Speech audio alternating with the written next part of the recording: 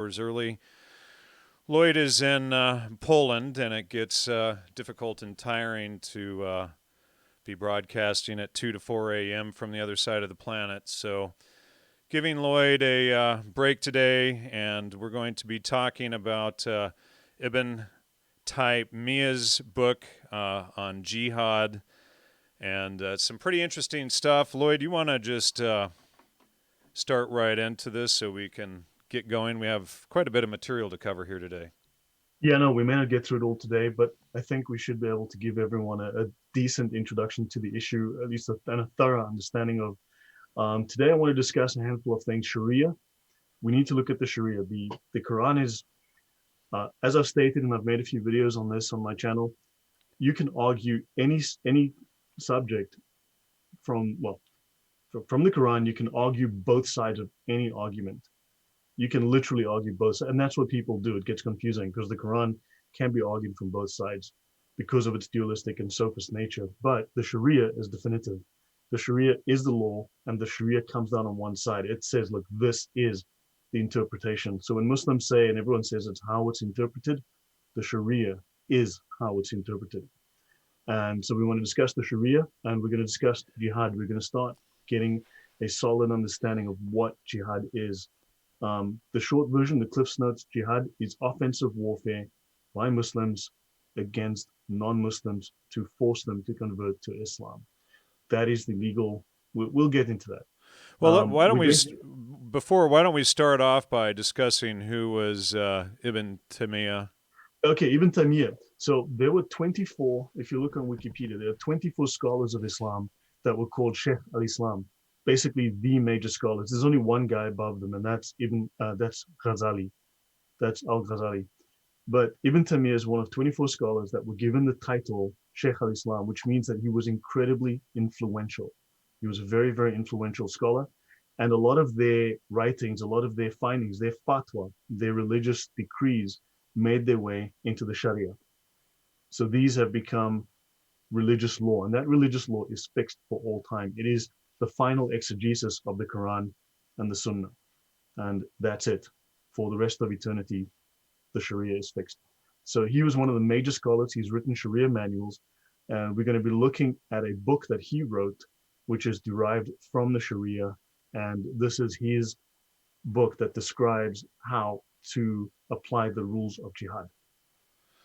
And so those who contest his writings would be considered apostates and worthy of death. Is that correct? Well, the apostasy laws. I mean, we did a show on that. Yeah, if they contest that, yes, they would be apostates because they are meant to accept the rulings of their imams. Got it. All right. I just wanted to cover that before we dive into this. Yeah, I've got an entire video on that. We linked it in the last show. I linked to that, especially where I go to that in great detail. Yeah.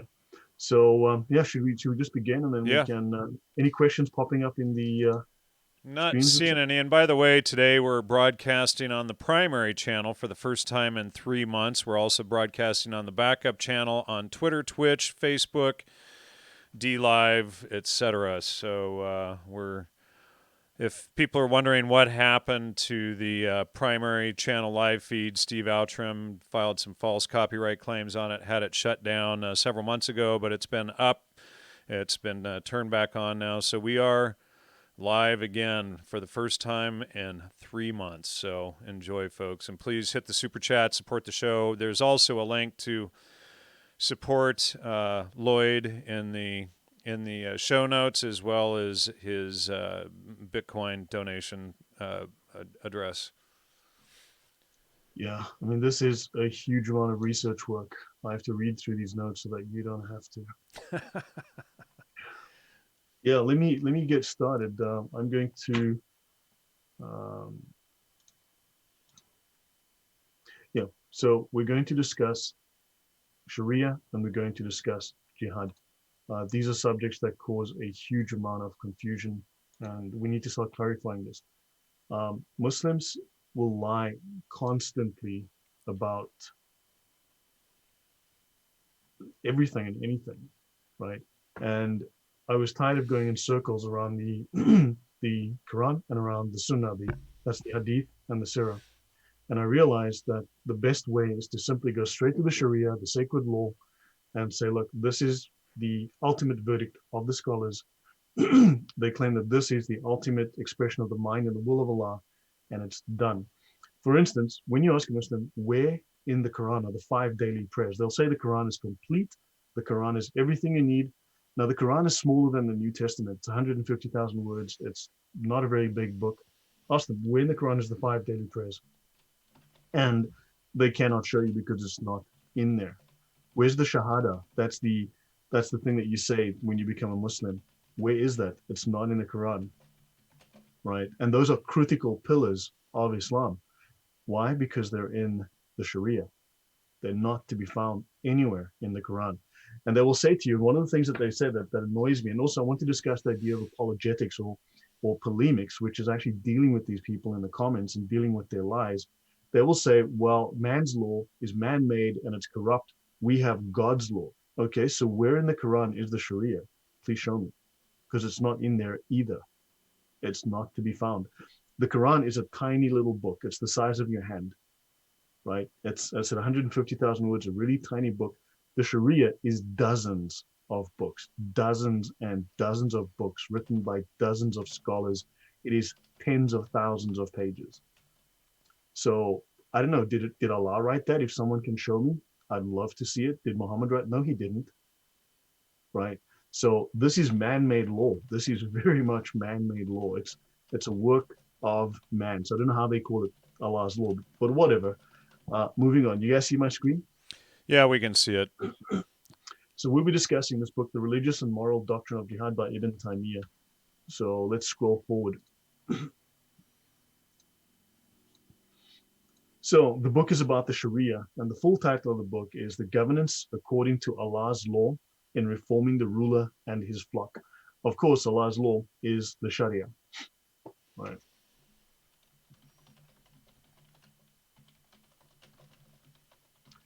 So let's have a look at what a Sheikh al-Islam is. Now, according to, I think this is the Webster's Dictionary. I'm not sure, but it says in the Ottoman Empire, it was the chief judge of any of various large cities, especially the Grand Muftiate of Constantinople. So this was the capital of the Turkish Empire at the time. So this would be someone extremely senior. He would make policy for the nation, right? Religious law for the nation. If we look at Wikipedia, we've got an outstanding scholar of the Islamic sciences, and their fatwa were particularly influential. A fatwa is a religious ruling. So their fatwa were particularly influential. And the major fatwa all were absorbed into the Sharia and became binding as Islamic law.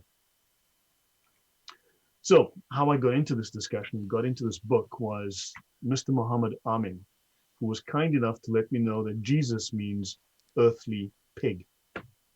This was in a discussion about, of course, Islam. They were trying to claim that Muhammad is in the Bible, Muhammad is mentioned in the Bible, and we just will not admit that Muhammad is mentioned in the Bible. And 3 hours later, he tells me, I can't be a Muslim unless I believe in Jesus as a mighty prophet sent by God. Just prior to that, he was saying Jesus means earthly pig, but then, of course, as a Muslim, he has to, yeah, sure, whatever, buddy. This is extremely common. This kind of attitude towards Christians, towards the Bible, towards Jews is very common. It's entirely normal, in fact, if you read through any of the Facebook or YouTube comments. So Amin means trustworthy, and Muhammad himself was actually called Amin. That's why they call themselves these names, because these are names that were common with the companions of Muhammad or Muhammad himself. So I asked him, please, quote me the Sharia. I want the punishment for apostasy. What happens when you leave Islam? And what is the Sharia definition of jihad? I don't want your personal definition. Give it to me from Islamic sacred law. And something you must notice is that they will never, ever, ever, ever quote the Sharia. I have not once yet seen a Muslim quote the Sharia for me. Not one time. They refuse. Now, why would that be, in your opinion? As far as I can tell, there's a prohibition in the Sharia on revealing the secrets of the Muslims. Because if they knew what the Muslims taught about them, they would kill them openly? Oh, that's what they claim against the Talmud. I'm sorry. Yeah, yeah, yeah. That we which need to is get back to actually that. in the Islamic text and not in the Yeah, Talmud, which we've already revealed. But yeah, I'd love to get back into that, and I'm going to start putting out some short videos on each of the Talmud claims and show the yeah. full text of those.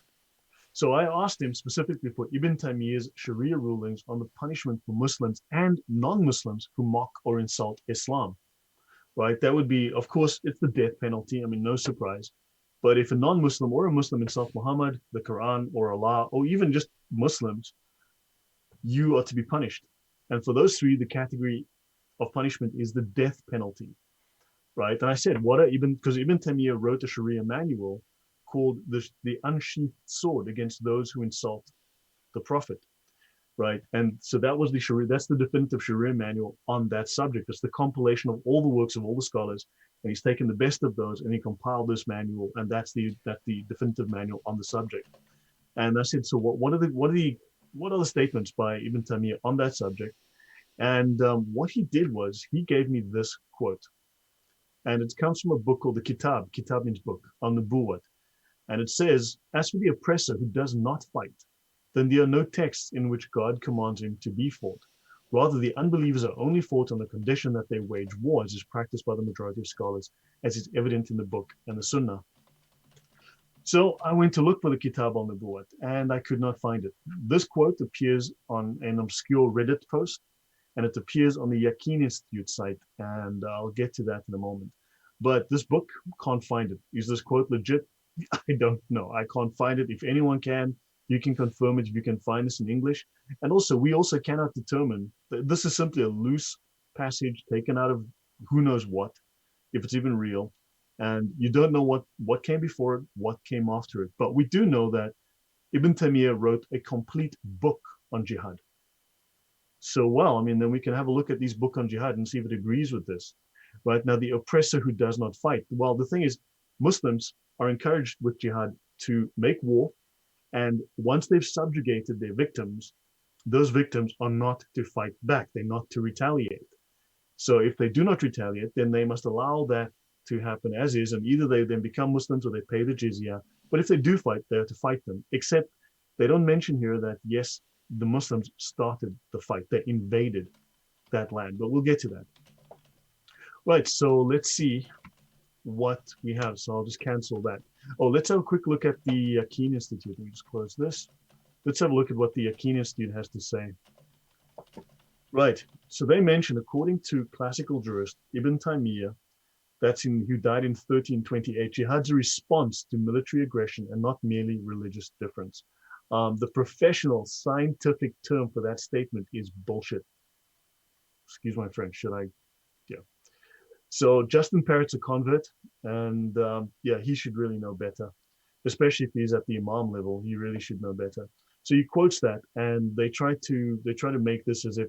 Now, here's the thing: fatwa, loose fatwa taken out of any book, are simply non-binding. When a jurist makes a ruling, right?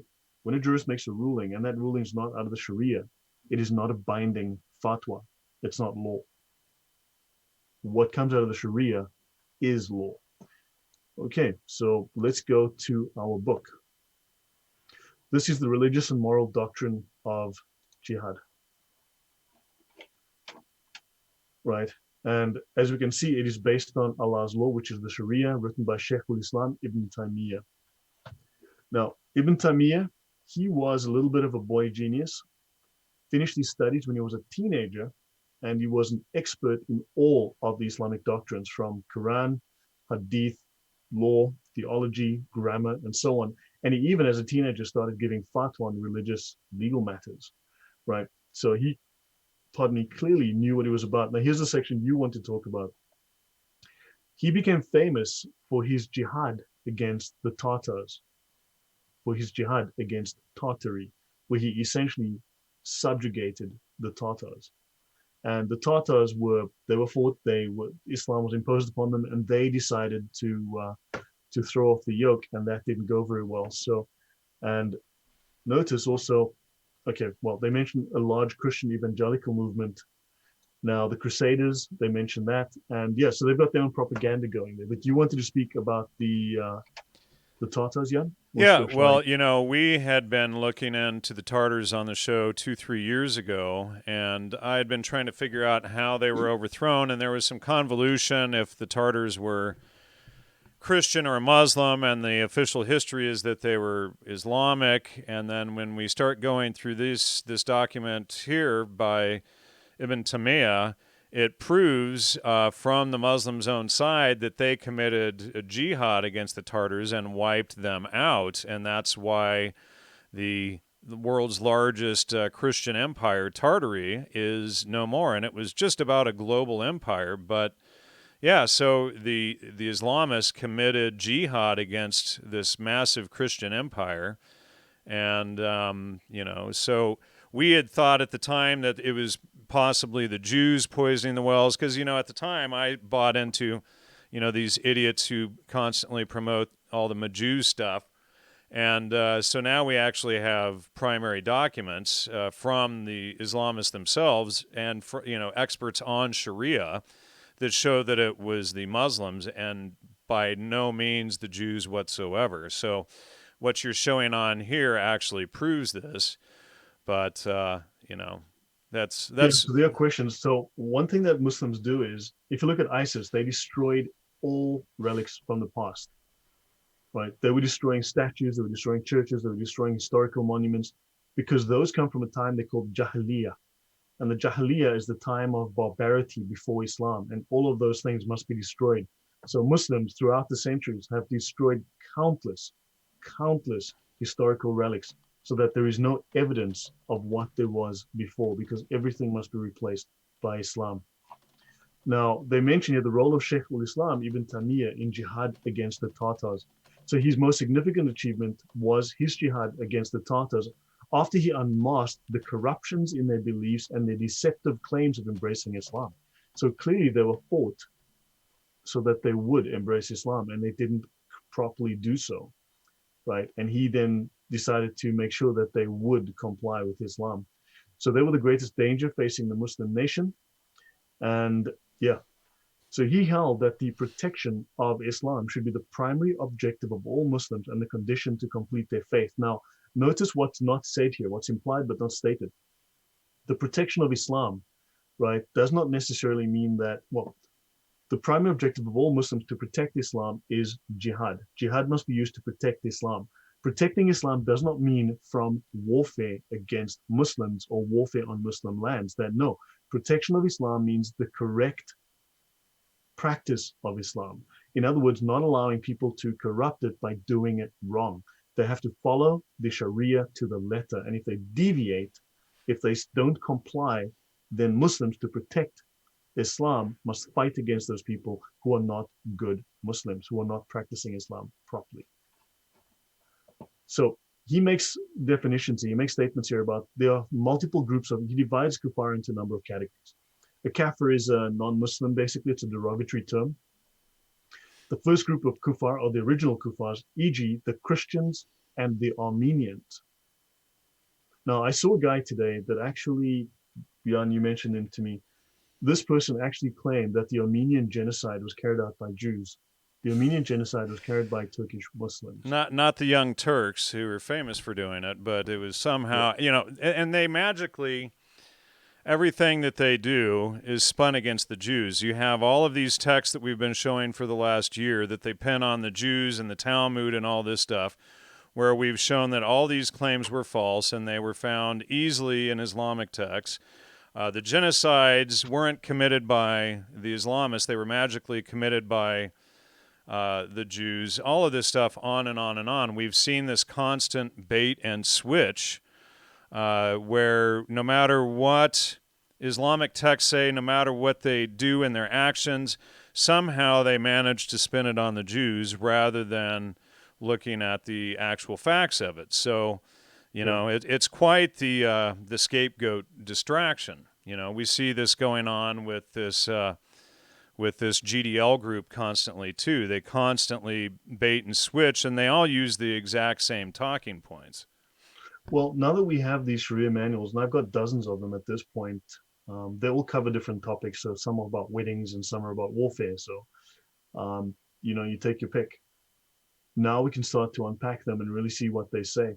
Notice he says it is permissible to hold peace agreements with the Kafir, with the Christians. It is permissible. It doesn't say it is compulsory. It says you are allowed to. You may. You can also kill them, but it is permissible to hold peace agreements. Of course, when you look at the Sharia definitions of peace agreements, that's hudna, and those are time limited. You can only do that for so long or given certain conditions, and then you must go back to war. So yeah, there's little things that they don't mention here, things that you're assumed to know if you're a jurist and that you absolutely will not if you're not a jurist. So now they're talking about different. I'll read down to the middle of this page and then I will finish this page and then I will go back to the Sharia itself. So they talk about a second group of apostates who return to their infidel ways, leave Islam, right? And these apostates are worse than the original, worse than the Christians. Therefore, fighting them is obligatory if they do not return to Islam. So if the apostates leave the religion, they must be fought. No peace agreement nor any covenant of security can be given to them. Their prisoners are not to be released. Their food is not to be eaten. The Muslim man cannot marry their women, and they are all to be fought and killed. Now, he's getting this right out of the Sharia. He speaks of a third group. The third group, under the consensus opinion of Muslims, must be fought. This sounds rather repetitive, right? And now Muslims will say, well, jihad is only if you're fighting people who, like Abu Bakr, he fought people who didn't pay this. No, he mentions this is in the same way, but there's multiple categories. When people mention this Abu Bakr and the zakat nonsense, that's just one category and just one instance, right? Now, and it says, none of the companions or the successors, these are the followers of Muhammad, the companions of Muhammad, and the people who succeeded them, the first two generations, none of them disagree about the necessity of fighting them. So I thought jihad, Jan, isn't jihad about being a better person and going on diet, going to gym more often, swearing less? Well, isn't that what something like 14% or less of what jihad is actually about? Is Probably this inner 2%. 2%, this inner jihad? But of course, the tiny little bit that where they claim this that's promoted to the forefront rather than this Yeah, murder yeah. of everybody. That's the real jihad. And this is the reason that Muslims will not show you the Sharia. They will not discuss the official Sharia rulings. Now they talk about a fourth group, the most evil of all groups, right? They reverted from Islam, right? But they entered Islam without following the Sharia, right? And following the Sharia, if you're a Muslim, is compulsory. Now, it is agreed upon that they should be fought totally until they return to practice the fundamentals of Islam and to prevent fitna so that the religion, worship, will all be for Allah alone. Now, so there must be no fitna, and that all worship, when they're saying all of Islam, no, all worship, all religion on the planet will be purely Allah's religion, and Allah's religion is Islam. So they're saying here that fitna, now fitna is often translated as corruption. When you look in the Sharia, fitna is actually translated as temptation. If you look in the Sharia, fitna is found under temptation. And this is the temptation of luring someone away from Islam. That is considered corruption or fitna. So fitna is often, as I said, translated as corruption. And you would think it's some kind of heinous crime like attacking the Muslims, murdering the Muslims, doing something bad. No, it's temptation. It's trying to drive them away from Islam, trying to lure them away from Islam, or doing something that might lead them to want to do so. That is considered fitna, that is corruption, and you must be fought and killed for that. So, yeah, let me go to the Sharia then. Let's have a look at an official definition of jihad. I'm going to go through this at some length, and I will go through a second Sharia manual as well, just to clarify the point from the second one. I can go to a third and a fourth and a fifth, but that's not necessary right now. I'll do that separately. But let's look at jihad, which is in the world's most famous, the world's most popular Sharia manual. It's in section 09. It's under the Book of Justice. Jihad means the war against non-Muslims, and it is etymologically derived from the word mujahada, signifying warfare to establish Islam. So now I will make a note, and I'm not skipping over this deliberately because they say it is the lesser jihad. right? The lesser jihad has a couple of components. First of all, it is the inner jihad, right? So the fighting and murdering people is the lesser jihad, but there's the inner jihad, what they call the greater jihad. That is where you overcome your nafs, your inner resistance to killing, your inner struggle. So in other words, if you need to go out and kill, which is the lesser jihad, you need to first overcome your inhibitions about murdering people. So you have to go inward and have a spiritual conquest of your internal conflicts about murder, so that you Yeah, can go forth out into the world and actually commit real murder in the name of jihad. So yes, this correct. is the inner journey And of the jihad, is to overcome your fears of murdering non-believers. right, and this section here, interestingly, is not in the That makes original so much sense. You know, sense. I know it's it's like when holy. you navel gaze on a pillow and go om. You know, Yeah, like Lord, please let me overcome my inhibitions about murder. Yeah, it sounds very holy. And notice this section that I've just highlighted does not appear in the original Arabic. This was added by the translator. This is not part of the original text of the Sharia what's the manual. note of the translator there? This here, no, this bit here, this section Oh, was okay, added by the translator. It's not part of the original text. got it. So this was actually added afterwards. So unfortunately, in many of these manuals, many of these translations, they've prettied it up or they've added things. And in fact, in some cases, left out whole paragraphs or whole chapters that weren't comfortable for them. I want to I'm make a note here. shocked. I want to make a note. This hadith, now this is drawn, this idea of the lesser jihad is drawn from a weak hadith, right? And so this hadith appears in the 12th century, which is 500 years after Muhammad died, right? So that hadith first appeared 1200 years, and it is not in the major hadith collections. You have the Kitab al-Sitta, the 6 books, right? The 6 major books. And of course, the most authoritative of those are Bukhari and Muslim, Dawud, Tirmidhi, and so on, right? So it doesn't appear in those. And the idea that the inner struggle is the primary form of jihad contradicts the Quran. In Quran 495, the Quran makes very clear, and Ibn Taymiyyah quotes this, and we'll get to this again in this book, and he discusses it. Those believers who sit back, who sit at home basically, are not equal to those who fight in the path of Allah with their wealth and their selves. Now you'll see in other translations, see their blood and also their lives. See, so this is a really nice translation. They've taken out the word lives. So those who fight in the path of Allah with their wealth and their lives are greater in Allah's sight than those who sit at home. Allah has favored those who perform jihad with their wealth and with their lives by degrees over those who sit back. So yeah, just wanted to make a note of that in case that ever came up. So I'll just read the highlighted bits here. So the scriptural basis for jihad prior to scholarly consensus, which is scholarly consensus defined in section B7, are Quranic verses. Fighting is prescribed for you. Quran 2:216. And prescribed is a legal term. And prescribed means that you have to do it. You are told, you are ordered to do it.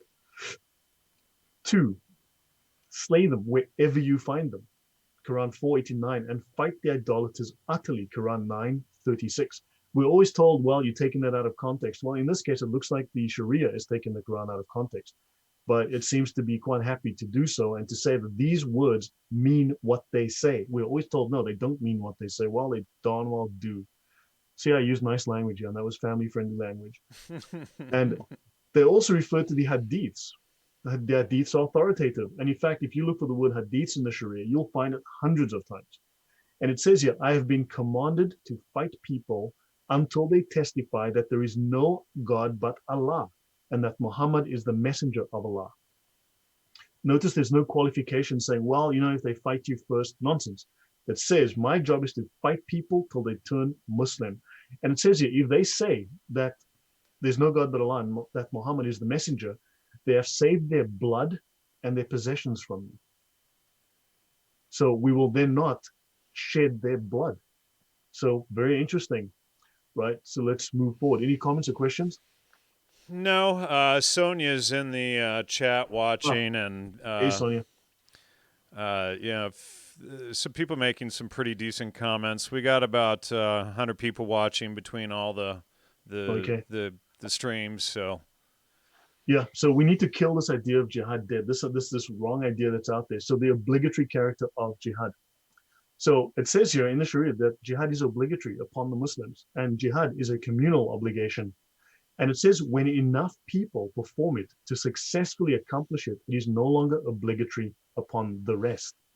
In other words, that small minority that is explained in this Sharia ruling, enough people have to do it for it to be successful, and the balance can then stay at home. And we'll cover this in another Sharia manual. And the evidence is where the Prophet said, Muhammad said, he who provides the equipment for a soldier in jihad has himself performed jihad.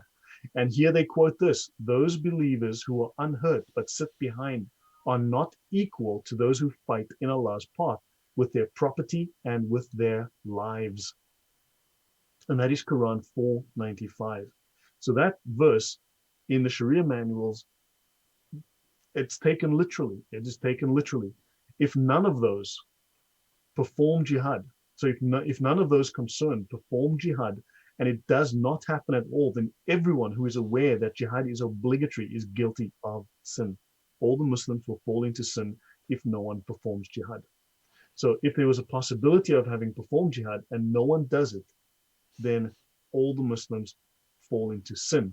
And it says here, in the time of of the Prophet, jihad was a communal obligation after his emigration, the hijrah, to Medina. As for subsequent times, and I guess we're living in subsequent times, there are two possible states in respect to non-Muslims. Let me zoom in here. The first is when they are in their own countries, in which case jihad is a communal obligation.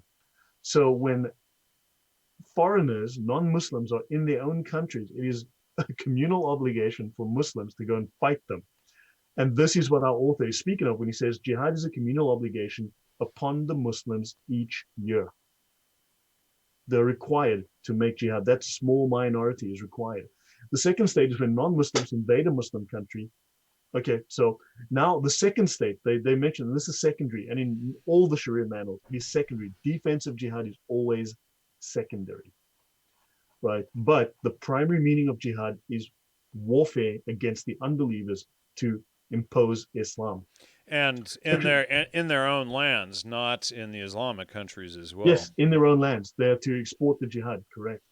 And jihad is personally obligatory for everyone able to perform it, male or female, old or young. I'll get back into that in a moment. Who is obliged to fight in jihad? 09.4, those called upon to perform jihad when it is a communal obligation are every able-bodied man who has reached puberty and is sane.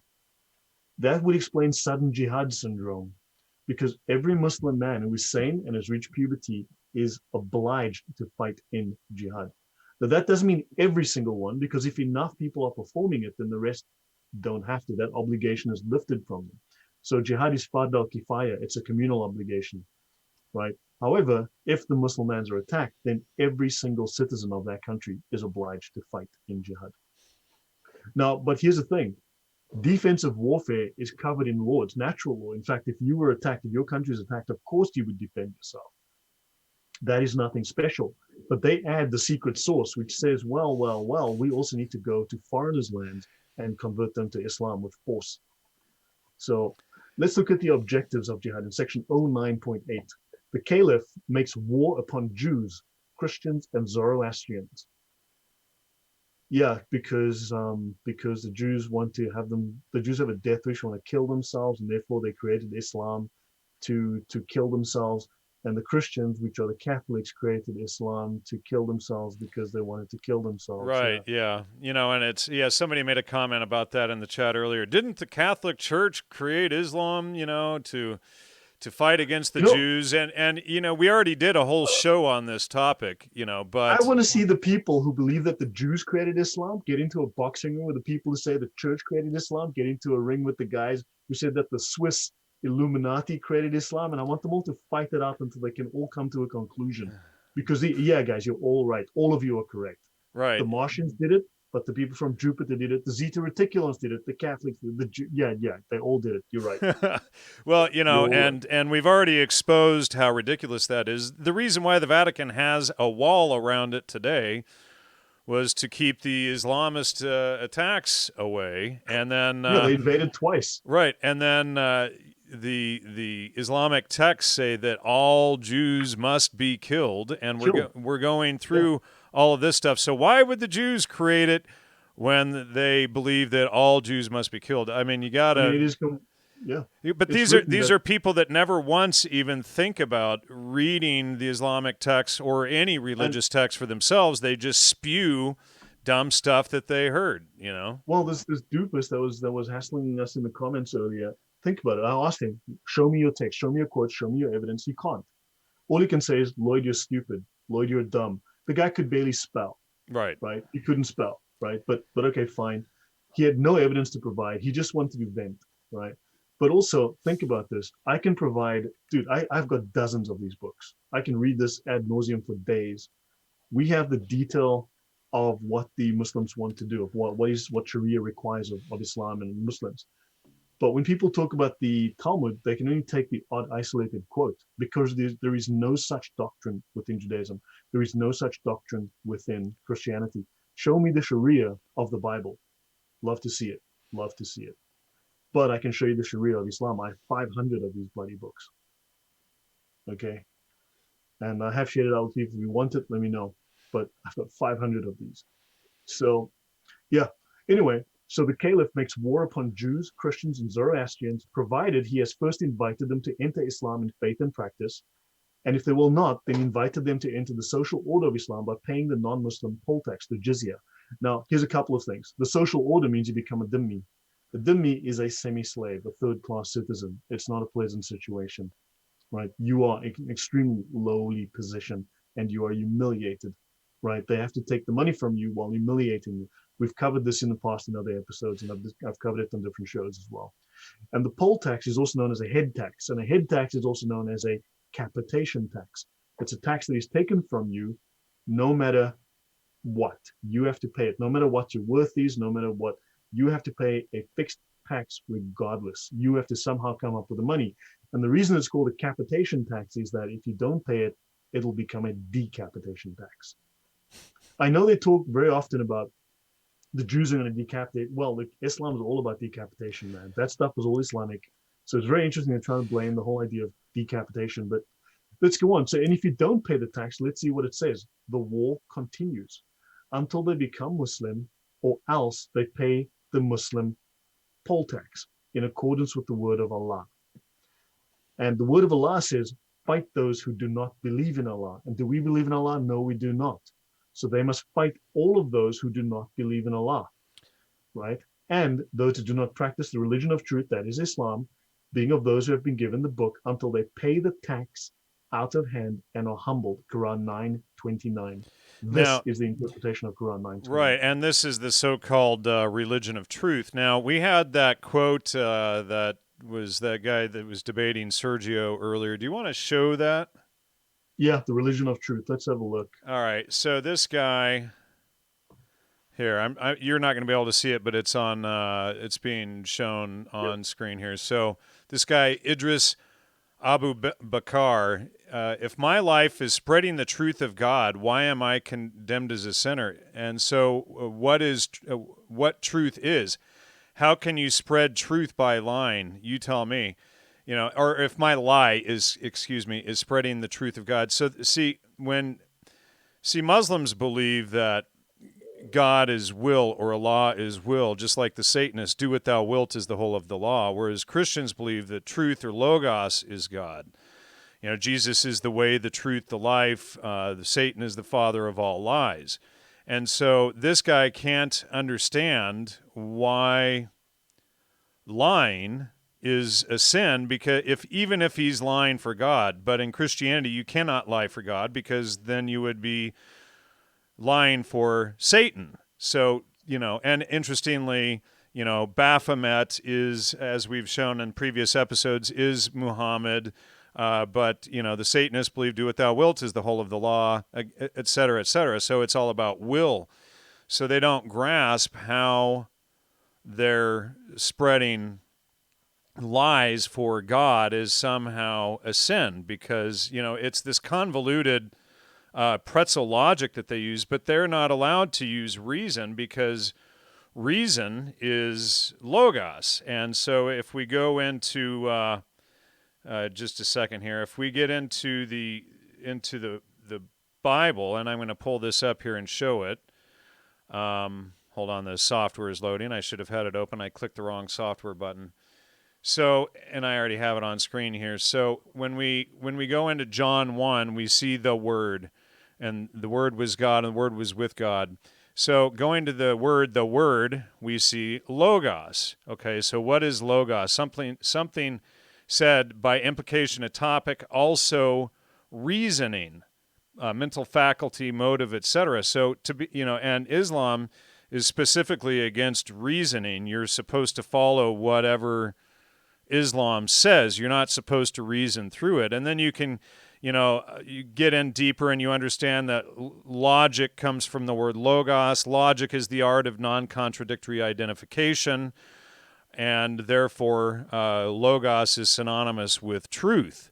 And then the Bible, the New Testament repeats over 240 times that God is truth, Jesus is truth incarnate, Satan is the father of all lies. But Islamists using taqiyya, they cannot grasp that because they are about promoting lies and not truth. And so that quote is still showing on your screen, I think. Do you have it up on your side? Yeah, it's here. You can see this? Yeah, I can see his quote. So I just had my software thing. Yeah. I tried to move it out of the way and I couldn't. It was like, oh, you're Sorry, screen my bad. Yeah. Sorry, my bad. So basically, this guy was saying, well, if I'm lying, but I'm spreading the truth of God through lies. Well, how do you spread truth through lies? Well, yeah, that was his take on things.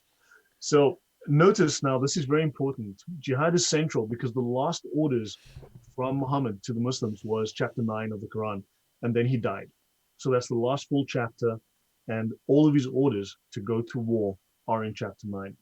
Notice it says that the coming of Jesus does not entail a separately divine revealed law, for Jesus will rule by the law of Muhammad. Jesus will rule according to Islam. And he says, because Muhammad says, I am the last, there will be no prophet after me. And this does not contradict the final coming of Jesus, since Jesus will not rule according to the gospel, but as a follower of our prophet Muhammad. Yeah. This is the Islamic belief. This is the official Islamic position. Jesus is a Muslim. Jesus will come back as a Muslim. Jesus will fight at the right hand of Muhammad. He will break the cross. In other words, he will destroy the church. He will destroy Christianity. And then he will settle on earth. He will marry, have children, and die. This is the official, this is in the Sharia. This is what Muslims are taught from the age of 5 in their madrasa manuals. Something we should do at some point is actually go through some of the madrasa manuals, what they are taught as babies from the age of 5 going up. It's incredible. Anyway, so notice section 09.9, the caliph fights all other peoples until they become Muslim. I hope that is clear. Muslims are instructed. Now, yeah, Muslims are instructed to fight all other peoples until they become Muslims. And even idol worshippers must either become Muslim or agree to pay the poll tax. Although other laws, if you look in other locations, people who are not people of the book, Jews, Christians, and Zoroastrians, have a choice: become Muslim or die. Those are the options. For most Muslim Islamic laws, these people are not allowed to pay a tax or a tribute, actually. Let's have a look. We're about to finish off. I'm going to end here. I'm going to end right over there. Let's have a look at some of the laws of the Sharia with regards to people who are captured. 09.12. Whoever enters Islam before being captured may not be killed, nor his property confiscated, nor his young children taken captive. So if you convert to Islam, your blood and your property are safe. You may not be killed, your property is safe, and your children are safe. However, notice, when a child or a woman is taken captive, they become slaves. Slavery is still legal in Islam. It can never, ever be abolished. Slavery was abolished by Christians. Slavery was abolished by Western nations. Western nations went to war to abolish slavery. In Islam, it is still legal. The only reason it's not openly practiced is that pressure from Western nations has prevented this. But under the Sharia, slavery can never be abolished. It is integral to Islam.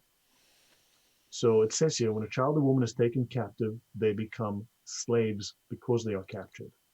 And the woman's previous marriage is immediately annulled. So yeah, you tell me. I mean, how do we interpret that, Jan? Because everything is how you interpret it. So when a woman is taken captive or a child, they become slaves. How do we interpret that? Does that mean that we have to buy them a Mercedes, send them on their way, give them a plane ticket to France? I don't know. I'm struggling to interpret this. How do we do this, Jan? You know, Wow. it's I'm Yeah. and also yeah, And and not, and not by choice, by force. So she's not yeah, leaving her husband. It's just the fact that she's now a slave, and the irony is the black Islamists in the United States, for instance, and that's promoted as freer than Christianity when as you and I showed last year, Islam ran the slave trade. yes, it was responsible for the slave trade. Now, 0914, and we're done with this section. When an adult male is taken captive, the caliph considers the interests of Islam and the Muslims and decides between the prisoner's death, between his slavery, release without paying anything, or ransoming him. If the prisoner becomes a Muslim, he may not be killed, and one of the other three alternatives is chosen. Look at that. If you become a Muslim, they won't kill you. That's interesting. It's almost like they want you to become a Muslim. Very interesting. And let's look at 0915. It is permissible in jihad to cut down the enemy's trees and destroy their dwellings. I Now, didn't write that. now the enemy's trees. Now that, if I recall, they actually is another one that they claim is in the Talmud, and so here it is actually right in Yeah, the Islamic text, and it's not in the Talmud. But what they do is they do this bait and switch that whatever's in the Sharia and all of these other places they claim is actually the Jews and not yeah. themselves. Now, the reason I mentioned this was that you will often see apologists, and these are the Islamic apologists as well, the people claiming to be Christians who are secretly Muslims or just idiots, I think is the technical term for them. They they will always say that Islam has beautiful laws of war, and you're not allowed to cut down trees, and you may not destroy dwelling, because it says so in the Quran. Well, unfortunately, that verse is mansukh. It was abrogated. It's no longer valid. It's not valid. The Sharia is the final word, and they'll say, "Well, that was a different time. Please show me the ruling that says that the Sharia has expired." Love to see it. Doesn't exist. And then, Nice. whoever claimed that would then be an apostate, and then they would be have to be killed. So they're not Yeah, going to admit something like that. They won't ever even quote it because they would have to be killed for doing yeah. so. So this hopefully will start to explain why Muslims will never, ever quote the Sharia. They're embarrassed by this. They're humiliated by this when it's made public. So I told them, look, you're ashamed of it. If you're so proud of this amazing Sharia, the law of Allah, show it to me. If it's so amazing, if it's so impressive, if it's so grand, show me so I too can be impressed. Well, for some reason, every single one of these cowards won't show you because this is what it says. All their lies are exposed, right? Can I do one more, Jan? Just another Yeah. Sharia manual just to confirm a Well, little yeah. bit. I mean, we've only gone in 48 minutes. We can go a lot Okay, longer. sweet. Yeah, and then we'll get back to the book. But I needed to clarify this, where Ibn Taymiyyah was getting some of his ideas. When the Muslims enter the enemy's country, hold on, did that say when they go to someone else's country? Oh yeah, that's what it says. That's not defensive, that is offensive. And they besiege the cities or the strongholds of the infidels. It is necessary to invite them to embrace Islam. Ibn Abbas relates to the Prophet that he never destroyed anyone without previously inviting them to embrace Islam. If they embrace the faith, it is unnecessary to war with them. So if you become a Muslim under duress, there's no need to war. And here's the clincher, because that which was the design of the war is then obtained without war. So the design of the warfare, the design of jihad is to make everyone, the whole world, embrace Islam. And if they don't have to fight you, you just submit, then they've achieved it without having to go to war. The Prophet, moreover, has said, we are directed to make war upon men until such time as they all confess there is no God but Allah. But when they repeat this creed, their persons and properties are in protection. So interesting, if you don't do that, your persons and your properties are not in protection. If they do not accept, then they must pay jizya or capitation tax. By submitting to this tax, war is forbidden and terminated. Let's have a look. The Prophet instructed his commanders to call the infidels to the faith because people will hence perceive that they are attacked for the sake of religion and not for the sake of taking their property. People will perceive that they are attacked for the sake of religion. Now, if you read the Yaqeen Institute article, they say, no, it's not about religion. They're not being attacked. Bullshit. Yes, they are being, the Sharia overrides them completely. Now, notice this. If Muslims attack infidels without calling them to the faith, that Muslim is an offender because this is forbidden. Now, they'll quote you that sentence and up to the colon, but not the part after it that says, but yet, if he does attack them before inviting them and he slays them, kills them, and takes their property, right, takes their property, neither fine, expiation, or atonement are due, because that which protects, namely Islam, does not exist in them, nor are they under protection. Very interesting. Your thoughts, Jan? Well, it's blatantly obvious, you know. They're not going to ever admit any of this stuff. I'm, you know, because when we expose the Quran, when we went through the Tafsir, when we started exposing the Hadith, etc., they would always go sideways and deny all this. I wonder what lies they will try to conjure for the Sharia, and you know, because you know, what we can do at that point is call them out as apostates. You know, you're clearly an apostate. Yeah, it's actually, you're an apostate. In rule, if you go to section, I showed it on one of the shows, where it says it was point 20, to deny that all the earth and all people must become Muslim is apostasy. To use the verses in the Quran that say, to you be your religion, to me be my religion, that is apostasy. You are supposed to declare all people must become Muslims. Or to say that, there's the other one, the other famous one they use, Quran 2:256, you know, and so on. They will say these things, and these are all, unfortunately, that declares them as apostates. That to declare that Islam is not to be the religion for the entire world is apostasy. That's a formal ruling in Islam. Phoebe in the chat says it's all about killing and sex in Islam. Yeah, that's true. Whereas Christianity is about following Christ's example as a righteous way to live in truth.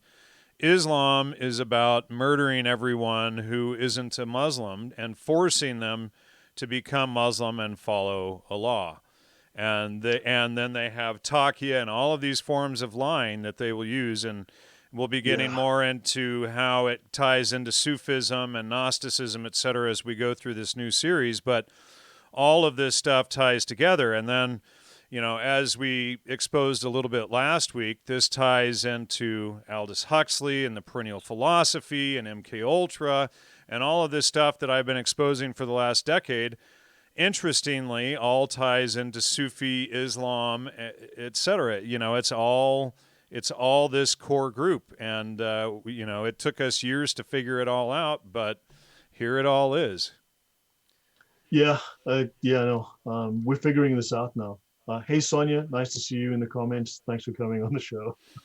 And Sophie, Sonia, she's been on the show. She was on the show, about a month and a half ago, and she left Islam for Christianity. And good on you, Sonia, for helping to expose all of this, and we'll get you back on the show soon. Yeah. Please feel free to reach out. You know, you've got my numbers, so let's get that set up. Yeah, Sonia's awesome. She's the reason I made the videos that I made. So yeah, blame her. Okay, so okay, let's get back to Ibn Taymiyyah's book. So hopefully you have a basis now for understanding that he is talking straight out of the Sharia. He's not making this up. He's not an extremist. This man is talking bog standard, common or garden, regular Islam, Well, and right? people need to understand that, these so-called Islamist extremists, they are not extremists. This is what Islam is. Yeah, The ones that we get along with, that you go out and have dinner with them and hang out with them and stuff, those are Islamic apostates, and they're supposed to be killed like you are. yeah, yeah, which is weird. Look, if you read the Sharia as well, there's different rules for Muslims living in what they call enemy lands. Like a Muslim living in, say, in America or in the UK, that's a Muslim living in enemy lands.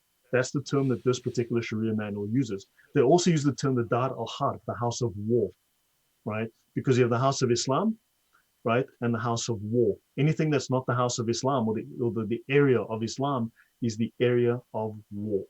So yeah, you figure that out for yourself. Okay, so Ibn Taymiyyah began to show the merits of the Mujahideen and the virtues of jihad in the cause of Allah. He explained that jihad will be ongoing until the day of judgment, and he used the following authentic hadith as a proof. Now, there will always remain a group of people from my nation fighting upon the truth, subjugating their enemies. Fascinating, fascinating stuff. Now, I want to show you this though. I zoomed in. Notice they were speaking of a heretical sect, which is, I think, the Murtadun or whatever it was, who kept hidden the true nature of their beliefs, siding with the enemies of Islam, and they sought to propagate their creed based on Magian doctrines and Platonic concepts. Now, there was a group, Platonic concepts, that is standard Western thought. Plato, Aristotle, these are standard Western ideas of truth and reality. Islam has contrary ideas of truth and reality. They don't share the same ideas that we have. They view our ideas of truth and reality as deviant. And I mentioned in the previous show the Mutazilites who had a different idea about what the truth was, and they were murdered. Ghazali killed a lot of them for disagreeing with his conception of Islamic truth. So Ibn Taymiyyah narrated the different hadith and the ayat, these are verses of the Quran and multiple hadith, that's the plural of hadith, showing the importance of jihad and the inevitable victory of the Muslims. And they also mentioned there is the victorious group, the Mujahideen warriors.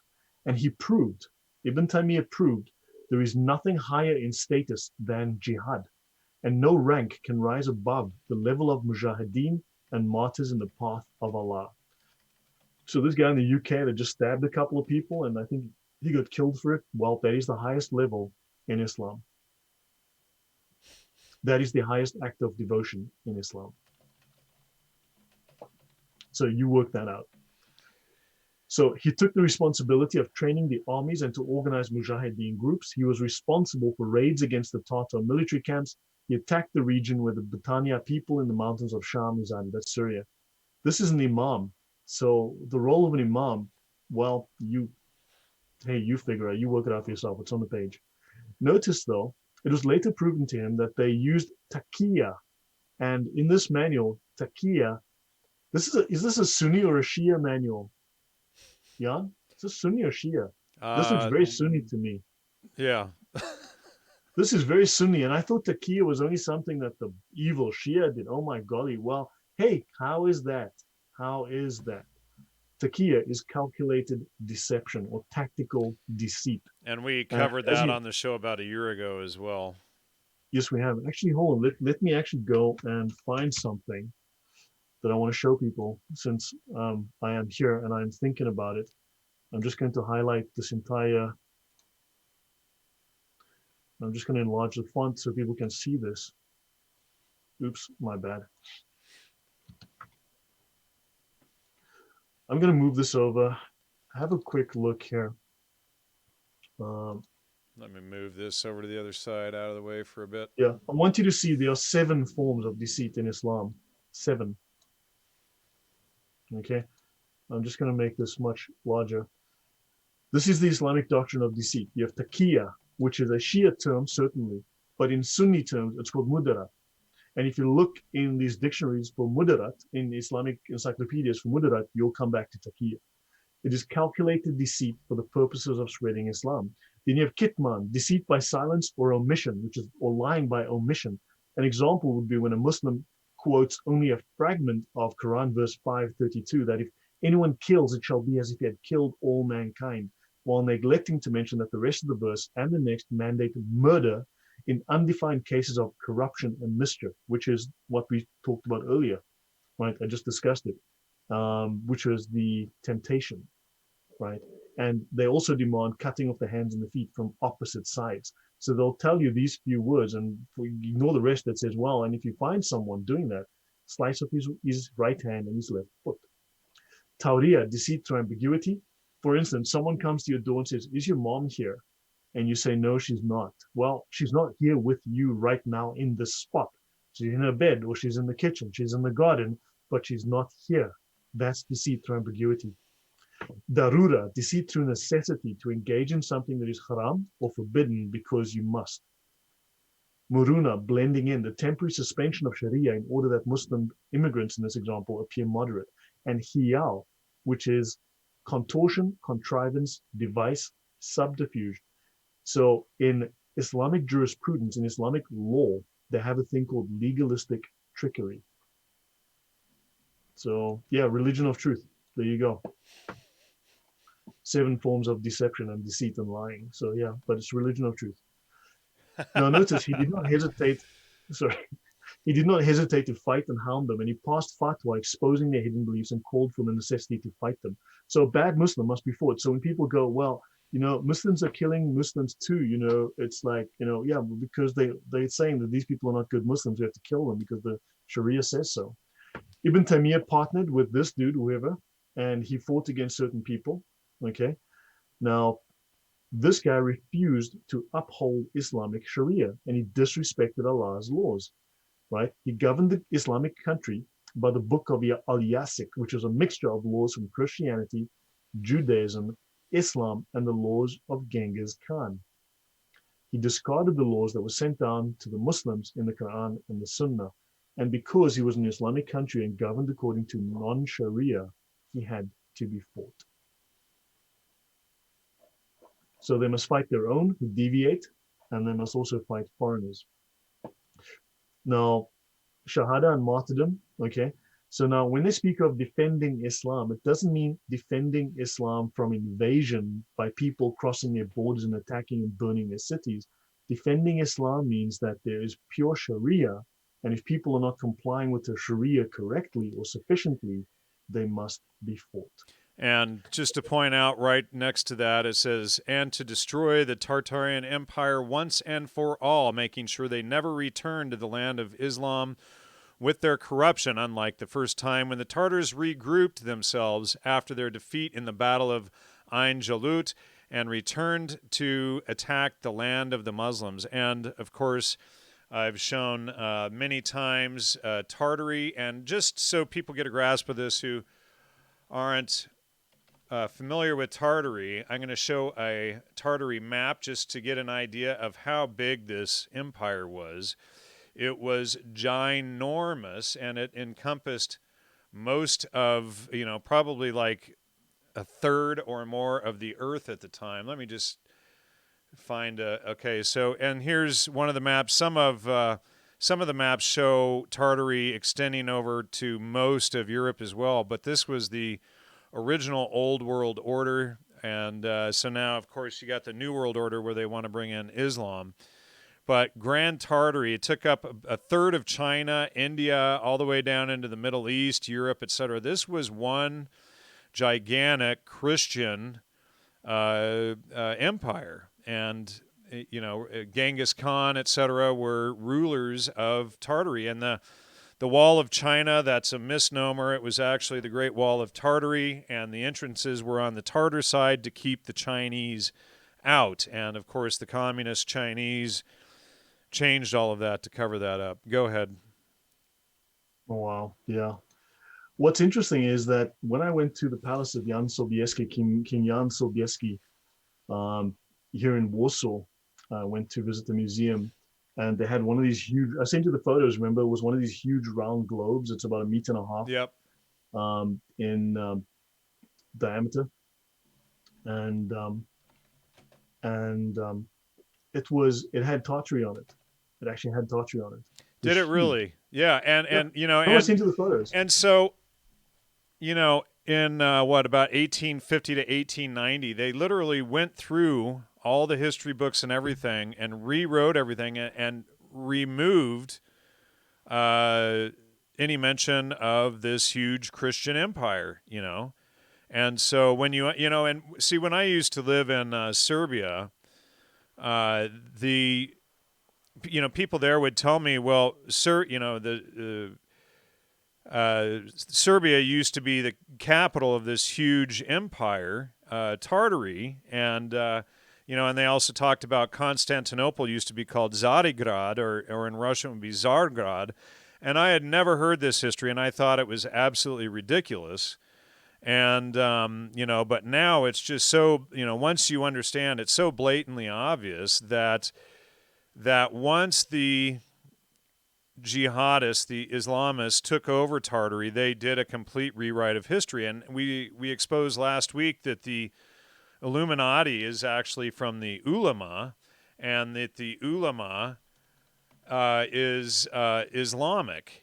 So here, and I've got this on screen here too, just really quick. But the ulama, scholars of Muslim religious law. Ulama, learned men, scholars, plural of alim, learned, to know, and that goes into Gnosticism as well. But the ulama, or the so-called Illuminati and Adam Weishaupt, etc., what this exposes is that these were all crypto-Islamists and Sufis and whatnot. So that's the big secret going on that they covered up, and of course the whole thing has been spun and blamed on the Jews, and it took us, so far over a year to unpack all of this, and we're still not done.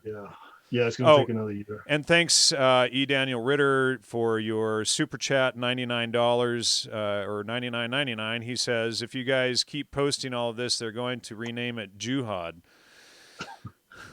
Yeah, I know. Look, they will spin everything and anything. At the moment, there's a huge effort to try to say that jihad is in the Bible. Jesus was guilty of jihad.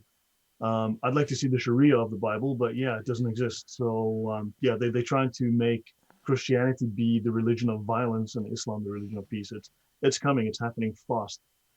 So at some point, I need to do a complete, shall we say, defense of the Bible. I need to start turning that around again, because it's getting ridiculous. Well, somebody made a clever comment a bit ago in the chat that Michael Jihad is the leader of promoting Chrislam, right? Michael Jihad. That's hilarious. Yeah, and that's you and I, and he's been on my show a number of times. But as you and I were researching all of this over the last year, we realized that he is spinning a whole lot of misinformation. Yeah, no, look, he's a very intelligent guy. Look, that guy's got a brain, okay? Not someone you want to take on lightly. He's very intelligent, slippery as all hell. So he's smart. So if he's going to be spinning a story, it's not going to be trivial to take it apart. He's someone that actually has quite a bit of intellect. That's going to be an interesting challenge. Most of the other guys are complete idiots. I mean, they're just dumb. Sonia, I saw that you mentioned going back to some of the laws of Noah. I've actually been working on my notes. I have far more detailed notes than I had 6 months or a year ago, whenever it was I did that. My notes are much more detailed, much more decisive, I think. And I just discovered some new stuff today. So definitely something we can talk about, plan, and then we can do another round hitting the subject pretty hard. I think it's time we revisited that. So Dio Strabo says Tartary was a name to refer to the loosely controlled tribal lands. The conspiracy that it was an empire began with the communist propagandist Anatoly Fomenko, whose theories were endorsed by the USSR. Most of Anatoly Fomenko's books were written after the collapse of the USSR. Dio has clearly never read any of them. He's probably taking that quote off the single paragraph from Wikipedia, but we've gone into this. We did a whole series with Jacob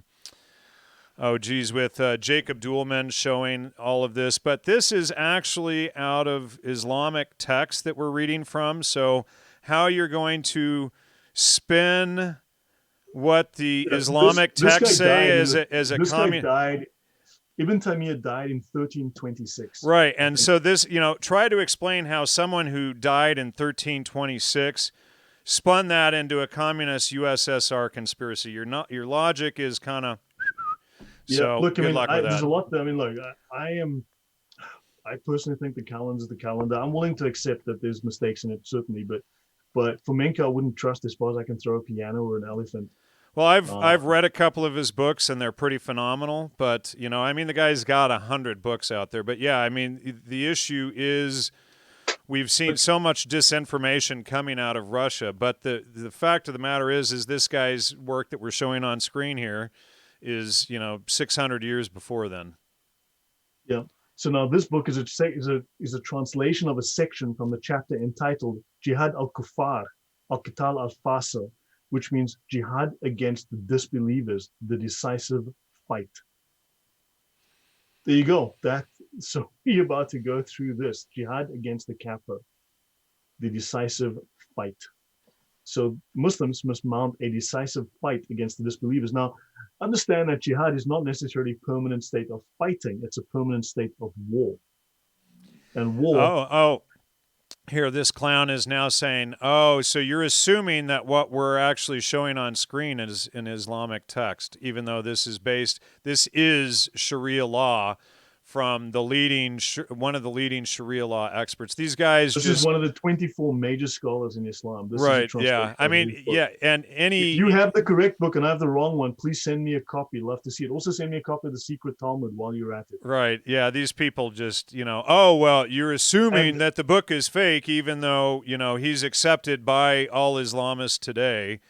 yeah, And he's one of so, the major scholars of Islam. I mean, he wrote Sharia texts, and we did one of his Sharia texts last week. We went through like 15 pages, 19 pages of one of his other actual Sharia manuals. This is based off the Sharia, but this is not a Sharia well, manual. at least, read both books, read the Sharia, go through the other 23 shows we've already done on Islam, So etc. the And New World then, Order gave you the three main religions based on the Old Testament. Why would I believe anything from you?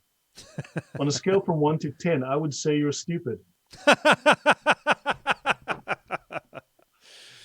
So good grief. All right, let's move on. right. So this is the book, right? So let's continue.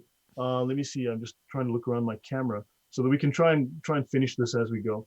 So again, the second of the two verses refers to the commanders of the armies. So it is important that they must obey Muslim rulers in authority who govern by the Sharia. If the Muslim ruler does not govern by the Sharia, they are meant to overthrow him, and he must protect they must protect Muslim lands, right? When they say protect Muslim lands, again, these terms have meanings that we are not necessarily privy to. But one is obviously protect the borders, which any country has the right to do, but also protect Muslim lands means make sure they remain Islamic. In other words, people follow the Sharia, and if they deviate, to attack them. All right. So now, they mention here the penalties that the Sharia has introduced for those who disobey Allah and His Messenger. And notice, non-Muslims are disobeying Allah and His Messenger. Not just Muslims. Non-Muslims are blatantly disobeying. I am blatantly disobeying Allah and His Messenger by not converting to Islam. Right? Now, the punishment of those who are under the sway of the Imam, Muslims, both individuals and collectives, as has been mentioned before in the chapter on criminal law, right? And then he mentions the punishment of recalcitrant groups such as that can only be brought under the sway of the Imam by a decisive fight.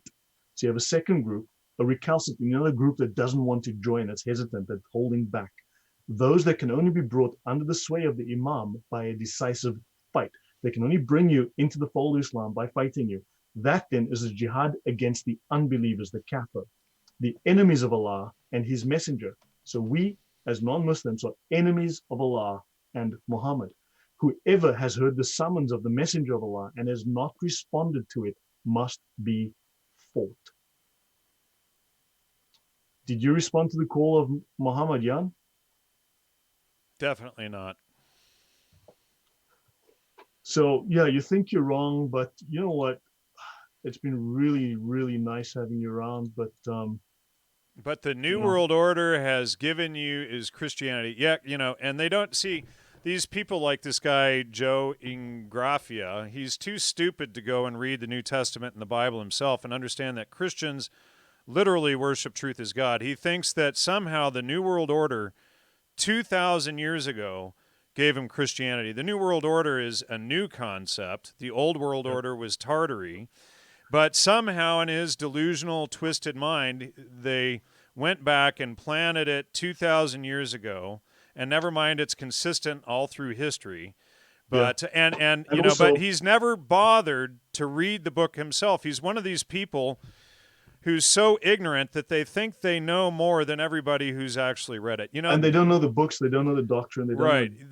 jack. It's always amazing to me. The most ignorant people always think that they're the most educated on a subject, even though Oh, they've never bothered to read any of it. Talk about, Dunning-Kruger effect, right? yeah, we got one tweet asking, why does the CIA support Al Qaeda? Like, is that relevant? Now, first of Well, all, this guy, obviously, the CIA did have John and Brennan as the they're former getting into, yeah, DCI. well, look, that's a distraction. That's a story for another day. That's just plain, that's stupid people making stupid comments because, yeah. First of all, Joe Ingraffia obviously has a system for us that will work. Definitely. We shouldn't follow these things. We need socialism. That is more than likely going to be his message. And yeah, so he's got that for us. Definitely he's got socialism because we can't do this stuff. And I bet if I had a debate with him, called him on the show and said, okay, now impress us with your knowledge, he'd know jack. So Every anyway, single time. And meanwhile we're showing the actual text on screen. But how do you know this is an actual Islamic text from It's like, good grief, man. These people don't even do 10 minutes worth of study before they start spewing nonsense, It's like you yeah. got your sub 95 IQ people. Let's move on. I've got a lot of Yeah. book to read. Okay, then we can debate after the show. So, for whoever has heard the summons of the Messenger of Allah and has not responded to it must be fought, and here he quotes the Quran, until there is no more fitna and religion is entirely for Allah. This is, again, 929, right? You can see here, this is 929, and and also that verse comes from a chapter that is, it's given different names, right? But one of the names of that chapter 9 is called the ultimatum. People will use different names. They'll have nice little names for it, but it translates correctly as the ultimatum. So when Allah sent his prophet and ordered him to summon the people to his religion, he did not permit him to kill or fight anyone for that reason before the prophet immigrated to Medina. So Muslims will tell you, hey, but he didn't permit anyone to fight, and then they'll stop, kill or fight anyone. They'll stop right there and forget to read the rest of it, right? Thereafter, Allah gave him and the Muslims permission with the words, permission is given to those who are fought because they were wrong, blah, blah, blah, because they had to leave town. They were not popular and they were wronged, and it was wrong to wrong them because they're perfect. And then after that, he imposed fighting on them with the following words. Fighting is prescribed for you, though it be hateful to you. Yet it may happen that you will hate a thing that is better for you, and it may happen that you love a thing that is worse for you. Allah knows and you know not. So eventually, fighting became prescribed for Muslims. Now, not every single Muslim, but that small minority as part of Fard Kifaya, because jihad is Fard Kifaya, a communal obligation. So he has emphasized this command and glorified jihad in many of the Medinan chapters. So the Quran is divided into the Meccan chapters and the Medinan chapters. In the Meccan chapters, Muhammad had no political power. He was just a preacher. In fact, he was unsuccessful. He was a failure as an evangelist. After like 13 years, he had 150 followers. And then he was invited to a different city. Well, not quite invited. That's another story. He then ended up in another city. He became leader of the city. He became wealthy, raised an army, and then started fighting everybody. And once he was a political leader and a military leader, then he gained success. Then Islam became successful because he could put a sword in someone's neck and it's like, so do you want to be a Muslim? And people were like, yeah, don't chop off my head and I'll be one. So yeah, so he has criticized those who fail to participate in jihad, and he has called them hypocrites and sick in their hearts. So that's so cute. That's really endearing. If your fathers and your sons and your brothers and your wives and your clan and your wealth that you have gained and the commerce that you fear may decline and the dwellings that you love are dearer to you than Allah and his messenger. In other words, if you don't love Muhammad more than everything in your life, everything, and you don't love jihad in Allah's way, then wait till Allah brings his punishment, because Allah does not guide the rebellious. That is a threat. In other words, you got to go out and murder the non-believers, or you're violating Allah's um, prescription. Yeah, yeah. So that's that. So only those are the believers who have believed in Allah and his messenger. They've not doubted, and they have made jihad with their possessions and their lives in the way of Allah. Those are the truthful. You tell me, you tell me that this is the Quran. This is the Quran interpreted. That's Surah Al-Hujarat, number 15. Hujarat, I don't know which chapter that is, but whatever.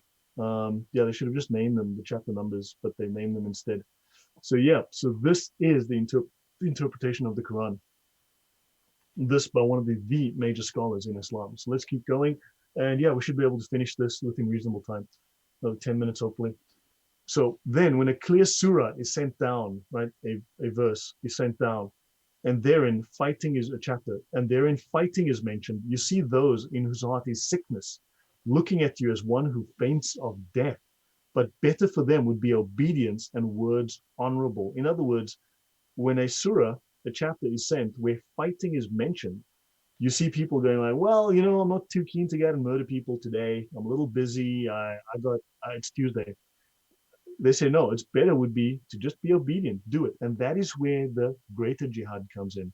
This is where the greater jihad is overcoming your unwillingness to obey Allah and overcome your inhibitions. You have to sit down and meditate and realize that you have to go Yeah. out and murder.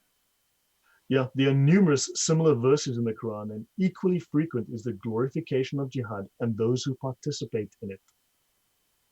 So yeah, so jihad is considered as the highest calling in Islam. And in fact, there's no redemption in Islam. In Christianity you've got redemption. You have Jesus has basically redeemed you, and you go to heaven through grace. In Islam, there's no such concept. The only guaranteed entrance into paradise, the only entrance into salvation in Islam is jihad, is to die in jihad. That's the only guaranteed way. So yeah, oh, you who believe, shall I direct you to a commerce? Now notice they use the word commerce. Now, when you say the Shahada and become a Muslim, that's called the Bayah. And Bayah is considered, if you look in the Sharia, it falls under commerce, and it's a contract. It's a contract of sale. It's actually a contract of sale, right? If you start reading through the actual Sharia references to this, effectively you are selling your allegiance, but more correctly, you are selling your soul.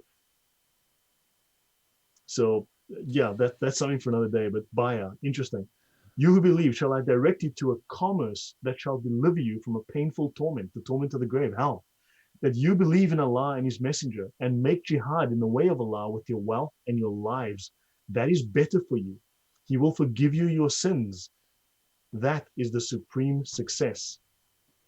So you will go into the Garden of Eden if you make jihad with your wealth and your life, and then Allah will forgive you your sins, and this is the supreme success. There you go. That's how you get into heaven in Islam. Guaranteed. Do you want to take a second to answer Pod Kirch's questions there? What's he saying there? Well, he's wondering why we support Saudis with, the head choppers with U.S. weapons and whatnot. Do you have any? Look, it gets pretty complex. I mean, that's pretty complex. Look, Saudis are enemies, quite bluntly. There are enemies, but also there are worse enemies as well. Iran's a major enemy. And so Saudi is under threat from Iran. In fact, and also Qatar is vying with Saudi for control of Islam, for control of Sunni Islam. So there's a major financial battle going on between them. And so Iran is threatening all of them, though. But Qatar is basically hedging their bets and siding with Iran in this one. So the U.S. obviously was buying oil, but now under Trump, the last 3 years, U.S. has become the world's biggest oil exporter. And it's not producing oil, which means that Saudi is no longer as influential in the U.S. And so America doesn't need them for oil. So to a large degree, Trump has changed the equation, and he's got them by the short and curlies. So yeah, there's a lot happening as far when I was last there, when I lived there, you could see things were changing politically. Things were starting to change. People realized there were things were happening. So Trump is making change, and I'm sensing changes on the ground. Um, yeah, so the U.S. government, why did they do multi-billion-dollar weapons deal? Because also the U.S. industry, you need that money funds people's lives. I mean, you need that money to come in. Trump has done What an people don't, absolutely fantastic job as president yeah, too. And the State but of the Union address last night was amazing. what people don't realize is when I worked in the military industry in the Middle East, the weapon systems that go across to other countries are limited. They're not the same as the ones in the US. They've got parts and features that are disabled. So you don't get the same functionality, you don't get the same capability, you don't get the same quality. There are certain limitations on those. So they're not as good as what the American military will use. There are going to be some degree of limitations in the software. There's going to be some parts missing. So it's not going to see as far, not going to be quite as fast, not going to be quite as good. So there are differences. And that money goes back, and it really is important. I mean, so look, these things are a problem, but it's more complex than just black or white. Why are you still nice with your parents who hate you? Things like that. You know, it's like it's how it is. It's just life. It's complex. But yeah, that's a story for another day. I mean, that's I'm kind of on this right now. So this is now in the Quran. Do you reckon that the giving of water to pilgrims and taking care of the holy mosque is the same as one who believes in Allah in the last day and makes jihad in the way of Allah? So, in other words, people who give water to pilgrims, who give charity, and people who care for the mosque are not in the same category, not as important as people who make jihad in the way of Allah. They are not equal in Allah's sight. It's blunt, it's blatant, right? They are not equal in Allah's sight. Those who believe and those who have noticed this emigrated, because immigration, moving to other countries, and this is non-violent. So this is non-violent jihad. Immigration is a form of jihad, right? So taking your family, going to another country, settling and building mosques and building Islamic communities, that's a form of jihad. So those who have immigrated and have made jihad in the way of Allah with their wealth and their lives are mightier in rank with Allah. They are the triumphant. So those people who go on immigration, like those guys who go from North Africa to Europe in those little rubber dinghies, if they die on that journey, they die as jihadis and they go to paradise because they have risked their lives in the way of Allah, right? And for them await gardens wherein is lasting bliss, and stern towards unbelievers, fighting in the path of Allah, not fearing the blame of any blamer. So Muslims must be stern towards the unbelievers, or harsh towards the unbelievers, that's us. They must fight in the path of Allah, and they mustn't care what anyone thinks. They mustn't care what we think. Yeah, cute. That's so nice. Now notice again, those who fight in the way of Allah are not smitten by thirst. They don't get tired. There's no emptiness in their souls. There is no emptiness in the way of Allah, because these are the good doers. These are the people who do good. And Allah may recompense them with the best. So thus he has mentioned the reward resulting from their deeds. Okay, and the command to participate in jihad and the mention of its merits occur innumerable times in the Quran and in the Sunnah. It is the best voluntary religious act that a man can perform. All scholars agree that jihad is better than the Hajj. That's going to Mecca, called the Greater Pilgrimage. So Muhammad Amin has joined us in the chat now.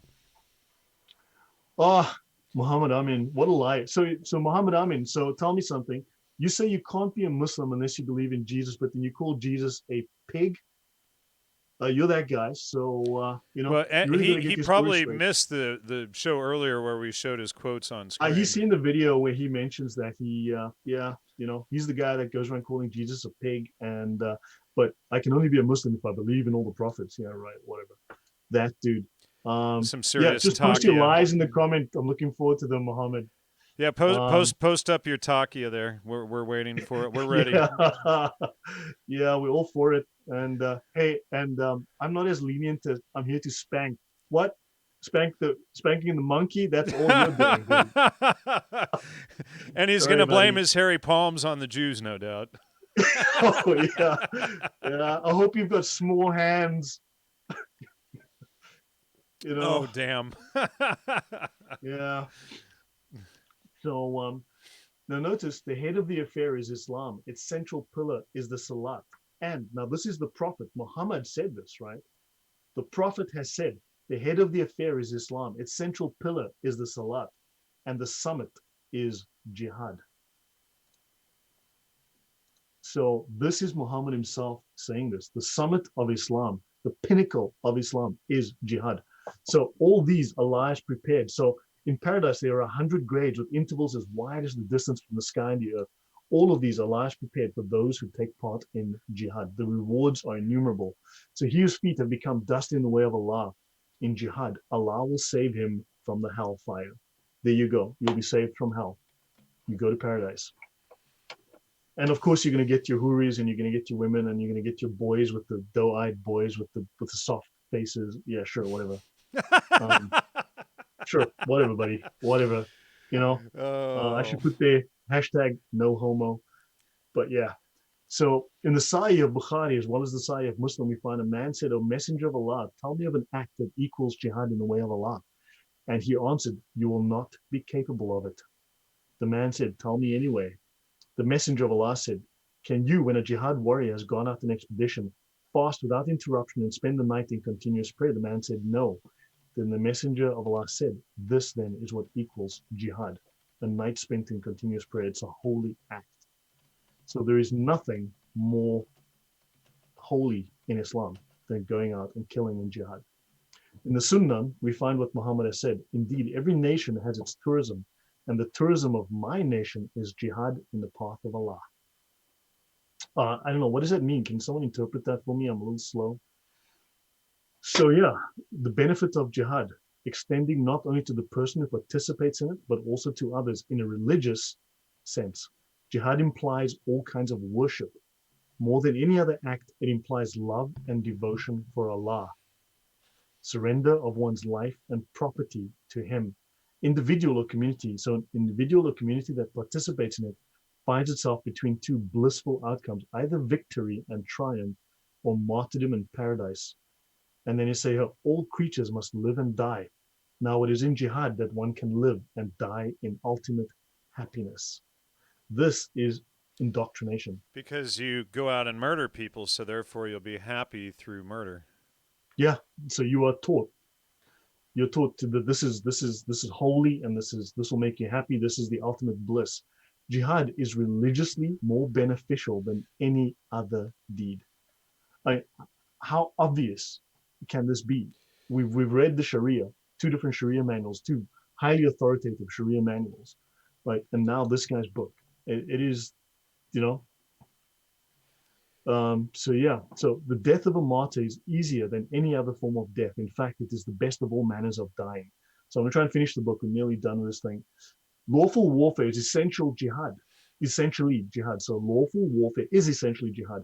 And since its aim is that the religion, so the aim of jihad is that all religion is entirely for Allah.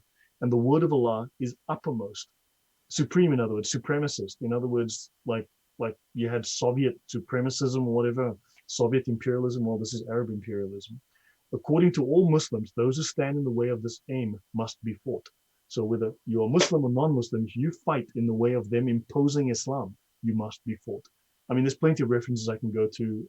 We've done them in the past. I can do this again. We can do something specific to jihad from the Sharia and show you the scholarly support for it, and even modern scholars.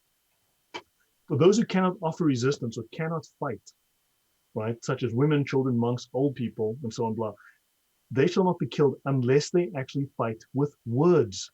Notice, they are not to kill. Now, Muslims will tell you, but Islam says don't kill the women, don't kill the children, don't kill monks, don't kill old people, unless they speak out.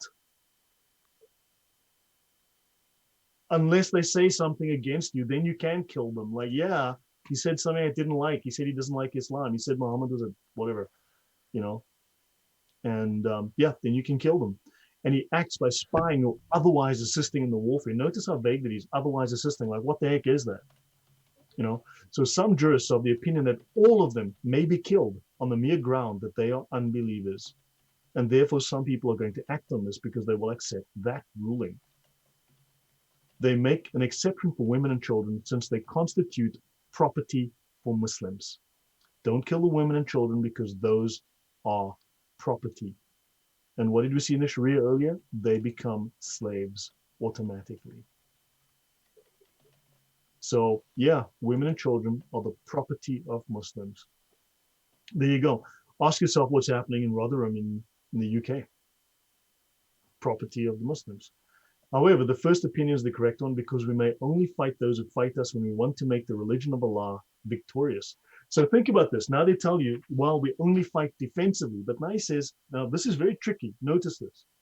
We may only fight those who fight us when we want to make the religion of Allah victorious. So we invade your country to force Islam on you, and then you have the audacity to fight us. Now we have no choice but to fight you. So we only fought you in defense after we attacked you to impose Islam. Right. You know, it's always amazing the fanciful pretzel logic, you know, and they do the do-si-do to justify their, you know, their thinking and what they teach in this stuff. And there's always just some wild spin, but there is no logic or reason in Islam. You have to follow what the texts say. You have to follow Sharia. That's it. And that's what is halal, you know? Yeah, no. So Takia Bell. Yeah, that's a good one. That's a good one, yeah. So fitna is more grievous than slaying. Now notice, so look, you know that the Quran says, fight them until there's no more persecution and worship is devoted only to Allah, right? So fitna, remember, is temptation, is more grievous than slaying. So in other words, what we are doing right now is fitna, right? We are rebelling, we are mocking, I guess, and we are leading people away from Islam. That is fitna. And what we are doing is more grievous than slaying, than murder. So a Muslim killing someone who is guilty of fitna is committing not a sin that is any, well, that person that is guilty of fitna, of tempting away people or trying to lead people away from Islam, is guilty of a far more heinous sin than the Muslim who goes and kills him. Because the Muslim who goes and kills him is actually doing an act of devotion, of religious devotion. So although there is evil and abomination in killing, there is greater evil and abomination in the persecution of the unbelievers. Notice, persecution doesn't mean I came and I punched you in the face. Persecution means I didn't accept Islam. We didn't allow you to propagate Islam. We didn't allow you to spread Islam. So the Sharia enjoins fighting the unbelievers, right? If a male unbeliever is taken captive as a result of a shipwreck or because he lost his way, or, fascinatingly, as a result of a ruse, in other words, as a result of being deceived, then the head of state, the imam, may do whatever he deems appropriate. So if they deceive you, whatever, then the head of state now owns you and he can decide whether to kill you, enslave you, release you, or set you free for a ransom. This is the view of most jurists, and it is supported by the Quran and the Sunnah. Hey, it's in the Quran and the Sunnah, it's right. Now, some jurists who hold that the option of releasing them or setting them free for ransom have been abrogated. Now notice, we just read this in the Sharia. He's not quoting the very same Sharia that I just read at the beginning. As for the people of the book, the Al-Kitab, and the Zoroastrians, the Majus, so that's basically Jews and Christians, they are to be fought until they become Muslims or they pay the tribute out of hand and have been humbled. There you go, bluntly stated. So yeah, Jews and Christians must be fought until they become Muslims. If a rebellious group belonging to Islam refuses to comply with clear and universally accepted commands, all Muslims agree that jihad must be waged against them in order that the religion will be for Allah in totality, no exceptions. Has the Messenger of Allah not said, I've been ordered to fight people until they profess that there is no God but Allah and that Muhammad is Allah's messenger? If they say that, their lives and properties will be safe. Unless, and here's the odd bit, unless there's a rule of law that allows taking them. So it says that if you turn and become Muslim, then your lives and your properties are safe. Your lives and your blood are safe. Well, your blood and your property are safe, unless there is a rule of law that allows taking them. And suddenly you realize that all of these rules have an escape clause, and that's called the hiyal. What I mentioned earlier, the 7 types of deception in Islam, This is the legalistic trickery that's coming into play here. So yeah. So I realized immediately that Allah had opened his heart for fighting, and I knew that was right. So fighting is right. You see, notice Muhammad Amin just said this. Hold on, hang on. You guys have to see this. I'm actually going to display this. Yeah, go ahead. Muhammad Amin said Jesus was a gay homosexual faggot, and and then he also said a minute ago, "Why don't you talk about killing women and children in the Bible?" He doesn't even know what's in there. No, he's lying, but he doesn't even understand that the difference between the Old and New Testament, etc. So, and Jesus says to treat women as yourself, etc. And you would never do harm to yourself, so why would you harm women? So, clearly this person Muhammad Amin is using taqiyya. So he is a great example to highlight and bring forth to the public. I mean, this guy is typing the stuff in the chat as we're doing the show. This is the kind of delusional stuff that these people spew, so, Jesus was a gay. So this is a man who you can only be Muslim if he believes. Do you want to show his earlier quote where he actually said again where we started? Do you have that available that we can show quickly? Yeah, let me get back to it. You should just leave his quotes in the chat so people can see how sick he is. Yeah, just put him in timeout. He's well, unfortunately, it deleted all of his comments, so people can't see him. Well, I've got that one. So yeah, this is, I'm not a Muslim unless I believe in Jesus as a mighty prophet of God. So if he's going around now saying that Jesus is a gay faggot and Jesus is an earthly pig, then this is a lie. He's lying. Then, I mean, we know he's a liar, but unfortunately in Islam, they have a different view of lying than we do. So to him, lying is not a big deal. It's not a thing. Right, and he's using taqiyya, which is anything that whenever you lie in the name of Allah and Muhammad, it's justified. Whereas in Christianity, you are committing sin because all lies, Satan is the father of all lies. Yeah, this Pad Kush guy, I've decided to get rid of him. What an idiot. Thanks for playing, dude.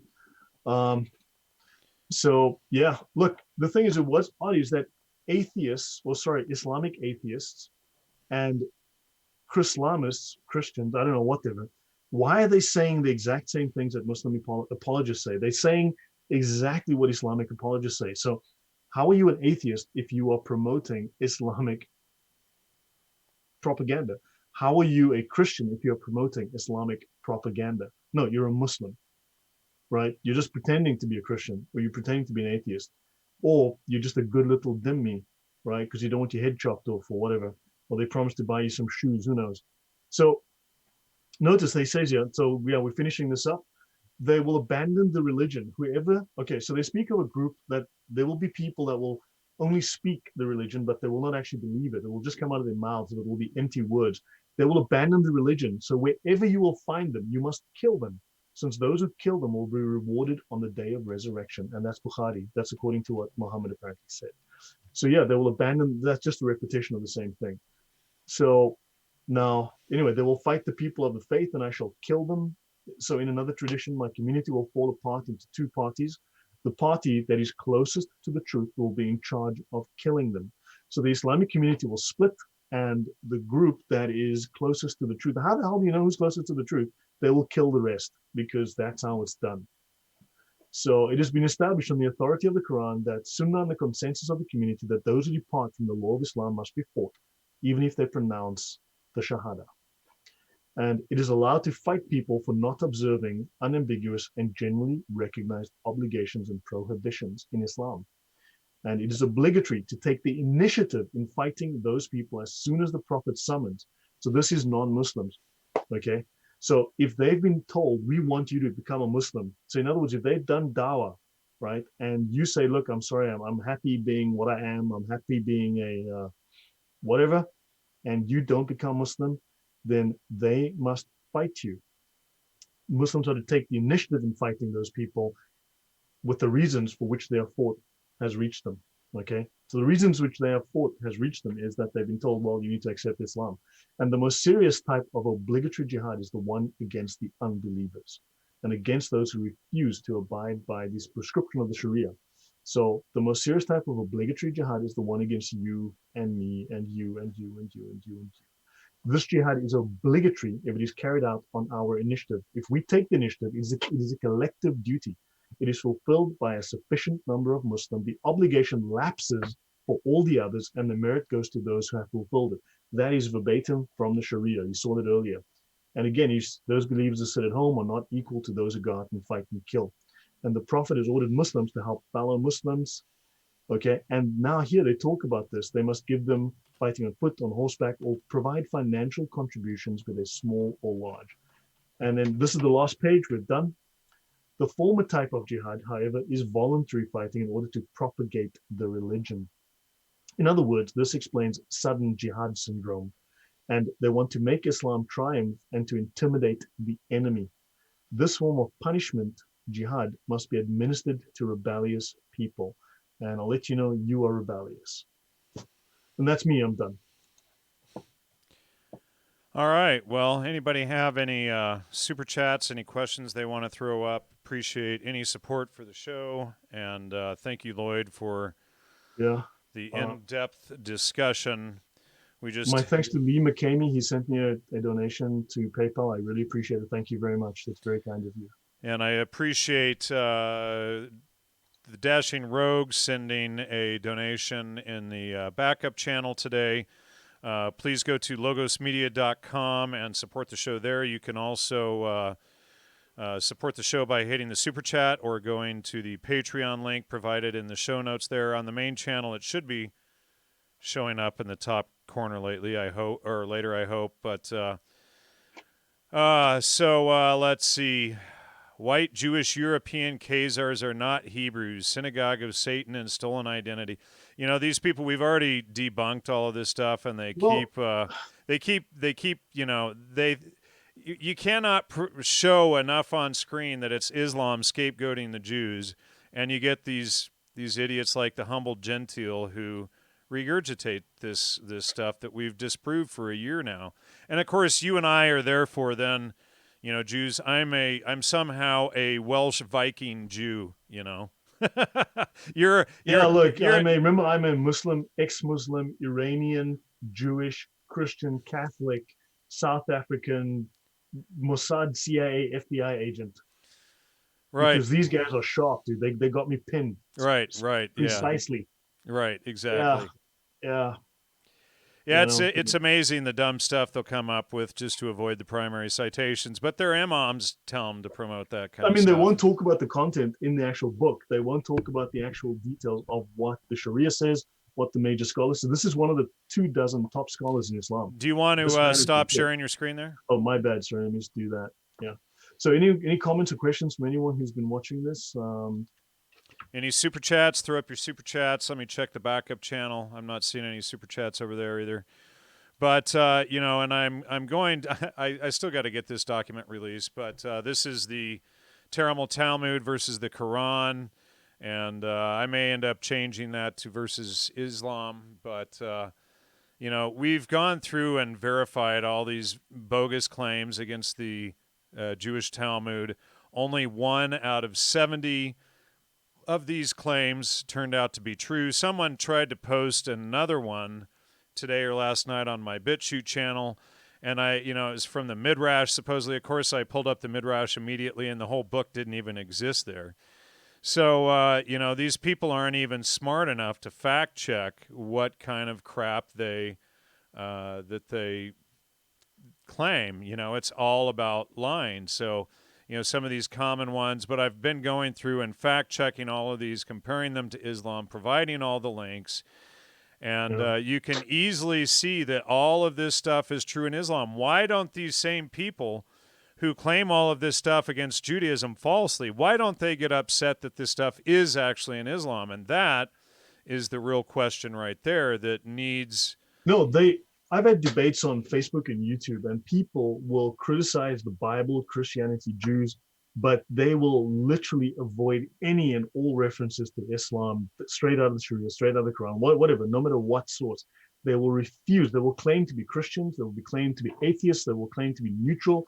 They will claim to not be defending any religion, but they will never say one critical word about Islam. It's really crazy. I don't know. These people are indoctrinated, brainwashed, paid. I don't know.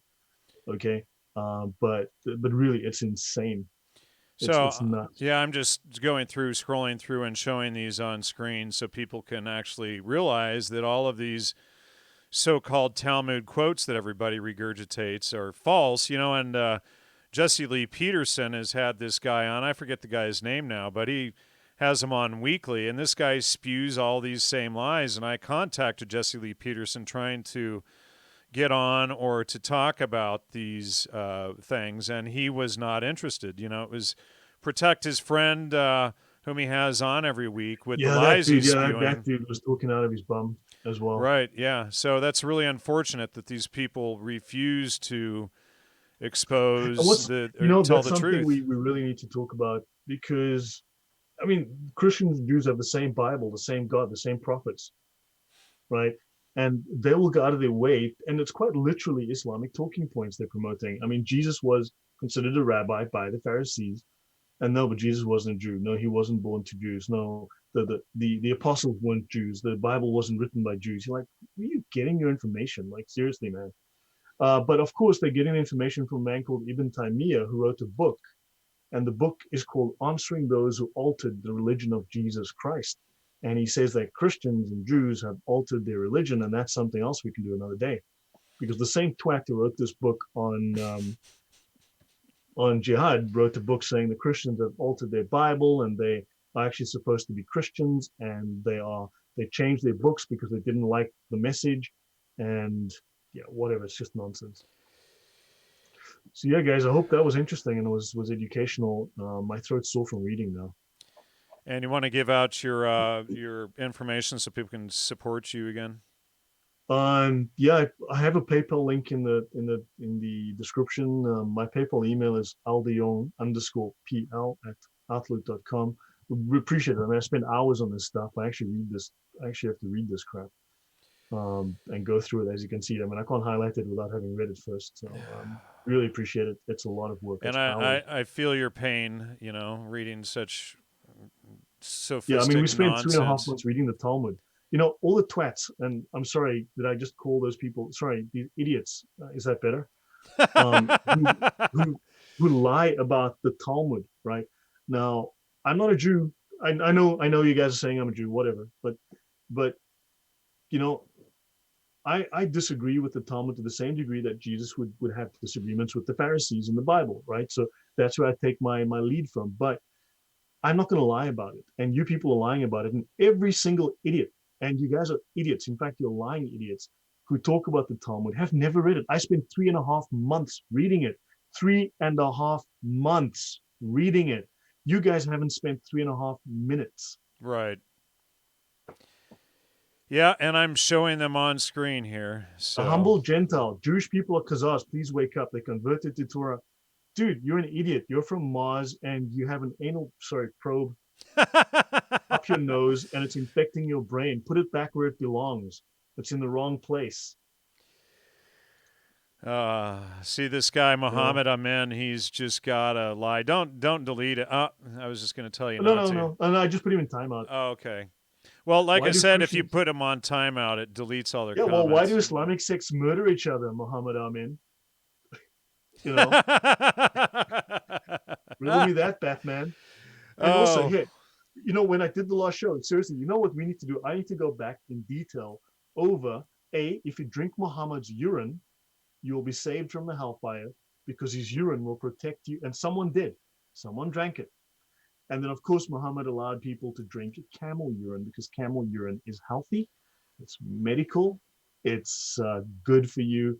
And, seriously, man, when I did that episode, my gosh, I wanted to puke half the time. I right. thinking Well, about and this guy Muhammad Amin, he's probably put his lips right around the camel's spout, right? it. Dude, I mean, seriously, I mean, you think like, how is this holy? How is this good? And besides, they'll say, well, the gospel, there's all these different confusing. Go through your hadith. Find me 2 hadith that say the same thing. Seriously. they all differ slightly, but Right, in the and then gospel you itself, have all the abrogation in the Quran, etc., contradicting, and obviously the second and one overrules the first, get etc. this. What I discovered was abrogation is not just you have a weaker verse and a better. No, no. Abrogation was God fixing Muhammad's errors. Muhammad made mistakes. No, that is fact. Fact. That is the scholarly opinion. That is the formal scholarly opinion. Muhammad made mistakes and Allah had to repair his mistakes. So everything that was abrogated in the Quran is actually a mistake. It is not valid because it is a mistake by Muhammad. So the Quran is actually about 12 pages. Once you've once you've abrogated everything else, you've got like 12 pages left. Done. Oh, good grief. Yeah, of course, Muhammad Amin is not going to address all the contradictions in that and the Hadith and the Sharia and the Tafsir and the Sunnah, etc. It's just... Yeah, dude, if you're not happy, make a video about me. I made one about you. You're famous.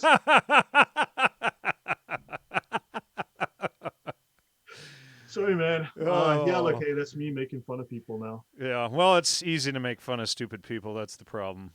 Well, or not the problem, I guess,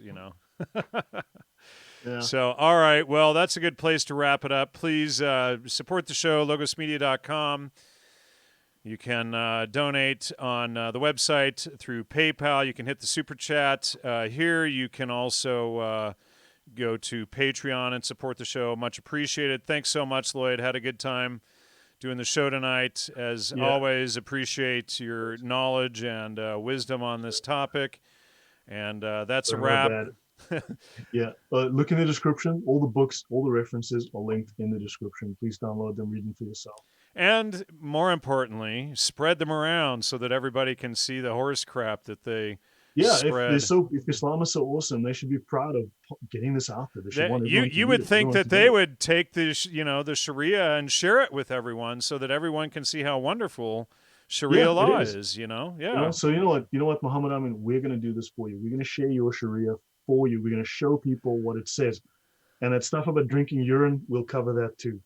That's great, because every Muslim wants the Sharia and the books of Islam shared with the world so that everybody can know how wonderful the religion of peace really is. So thank you so like hot yellow peace, or what am I talking about here? Well, I mean, if he's got his lips right around the spout, it's got to be hot and yellow, right? So yeah, moving on, dudes. Yeah, you're kidding us. Okay, thanks guys. Good night. All right, good night, everybody. Enjoy.